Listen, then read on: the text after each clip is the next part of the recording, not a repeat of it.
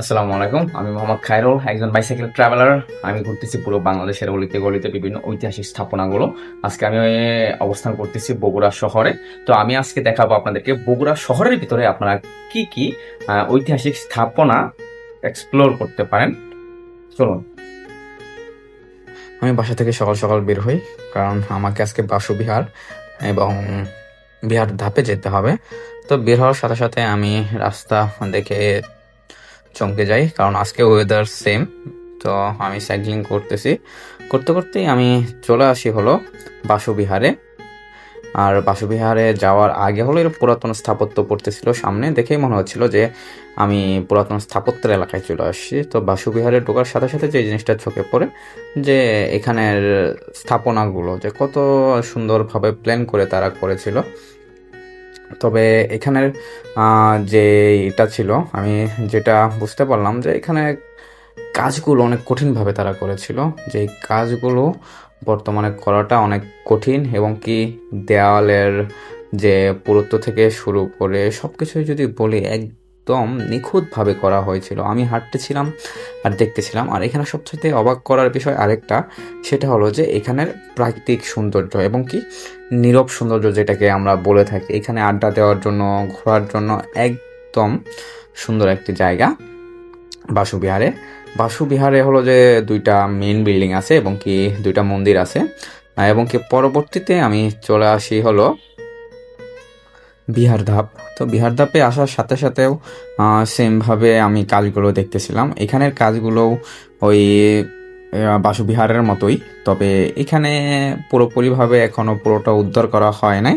তবে এটাকে সবাই তুতারামের বাড়ি নামেও চেনে।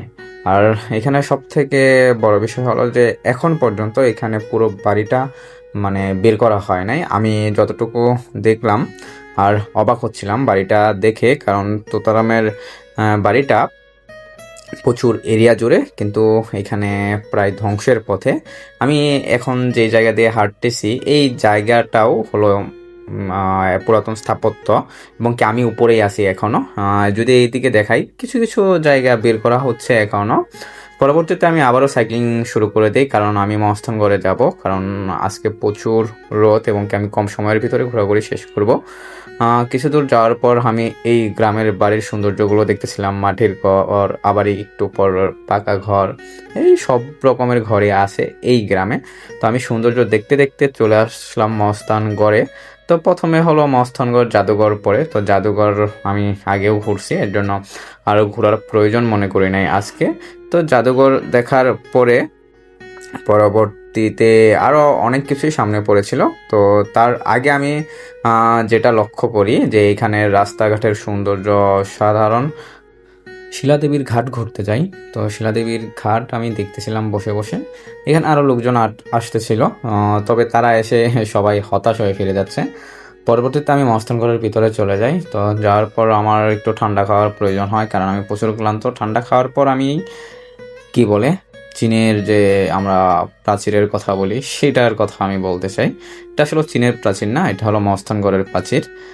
যেটা দেখলে আপনি অবাক হবেন। আপনার যত দূর চোখ যাবে শুধু আপনি এই মহা প্রাচীরটাকেই দেখবেন, আর অবাক হবেন যে প্রাচীনকালে কেমন ভাবে তারা তাদের সাম্রাজ্যকে রক্ষা করেছিল। মহাস্থানগড়টি কিন্তু 2500 বছরের পুরনো প্রাচীনতম নগরী, এবং কি গুপ্ত ও পাল রাজাদের আমলে নির্মিত অসংখ্য বৌদ্ধ স্থাপনা ও মঠের ধ্বংসাবশেষ রয়েছে, যার মধ্যে মহাস্থানগড় থেকে 4 থেকে 7 কিলোমিটার পরবর্তীতেই আমরা যেগুলো দেখে আসলাম বিহার এবং বিহারধাপ। তবে এখানে আরেকটি মাজার অবস্থিত। এই মাজারে প্রচুর রকমের সিটার বাটপারের দেখা পাওয়া যায়। পরবর্তীতে আমি চলে যাই হলো বেহুলা লক্ষীন্দরের কি বলে বাসর ঘরে। তো যাওয়ার সময় আমি এখানে টিকিট কাটতে হয়, এখানে 30 টাকা করে লাগে। তো টিকিট কাটতে গেছি, 100 টাকা দিছি, তাদের কাছে 100 টাকার বলে খুরসা নাই। কেমনটা লাগে, মেজাজটা খারাপ হয়। তবে আমি রিল্যাক্সে, সমস্যা নাই। পরবর্তীতে খুরসা বের করি, বের করার পর ওনারা আমাকে টিকিট দেয়। তো আমি অনেকক্ষণ আবার অপেক্ষা করতেছিলাম যে 100 টাকা খুরসা দেয় কিনা, কিন্তু উনি বলতেছে ওনার কাছে নাই। তো নাই, আচ্ছা সমস্যা নাই। আমি খুরসা দিয়েই ভিতরে ঢোকার জন্য চেষ্টা করলাম, এবং কি অবশেষে ভিতরে ঢুকতে পারলাম আমি টিকিট নিয়ে। অবশ্য সাইকেল আমি আগিয়ে রেখেছিলাম ভিতরে। এখন আমি ঘুরবো। বেহুলার বাসরঘর নিয়ে অনেক রকমের মতপার্থক্য রয়েছে। অনেকে এটিকে বেহুলার বাসরঘর বলে, অনেকে বৌদ্ধ মঠ বলে, আবার অনেকে শিব মন্দিরও বলে থাকে। তো এখানের ইতিহাস অনেক রকম, তবে সেই ইতিহাসে না যাই, আমরা যদি এর পরিবেশ সম্পর্কে বলি, এখানে রাস্তাঘাটগুলো অসাধারণ দেখতে। পরবর্তীতে এটার সৌন্দর্য আপনাকেও অবাক করবে, কারণ আমি যখন এখানে আসি তখন অনেক রোদ ছিল এবং কি পরিবেশ চমৎকার ছিল। আমি ঘুরতেছিলাম আর দেখতেছিলাম যে তখনকার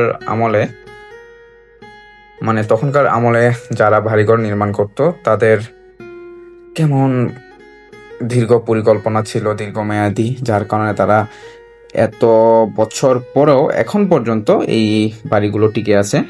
তবে আমার কাছে অবাক লাগে যে এইসব স্থাপনা কিভাবে তারা তৈরি করেছিল, তাদের চিন্তা ভাবনা কেমন ছিল, এবং কি বর্তমানেও এই স্থাপনাগুলো টিকে আছে।